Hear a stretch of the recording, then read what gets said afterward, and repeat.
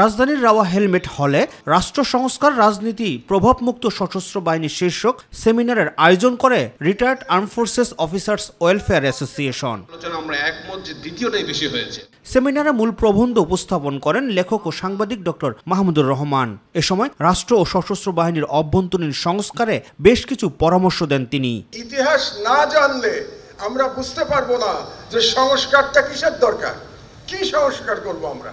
সংস্কার কি শুধু সেনাবাহিনীতে দরকার নাকি রাষ্ট্র কাঠামোর মধ্যে সংস্কার দরকার, এটা বুঝবার জন্য আমাদের একটি ইতিহাস বিশ্লেষণ প্রয়োজন।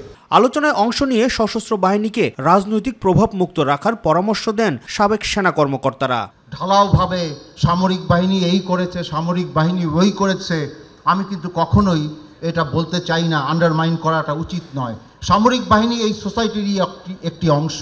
অন্যান্য বিষয়গুলির সাথে যে বিষয়টি আমাদের প্রাণপ্রিয় সশস্ত্র বাহিনীর অগ্রযাত্রায় মারাত্মক ক্ষতির সম্মুখীন করেছেন তা হল সশস্ত্র বাহিনীর পেশাদারিত্বে দলীয় রাজনৈতিক প্রভাব বিস্তার।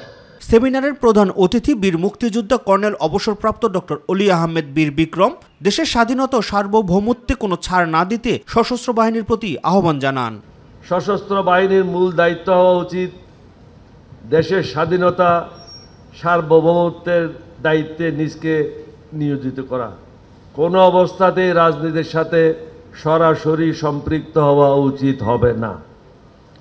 তাহলে সশস্ত্র বাহিনী একটি শক্তিশালী প্রতিষ্ঠান হিসাবে মাথা উঁচু করে সকলের নিকট সম্মানের আসনে অধিষ্ঠিত হবে।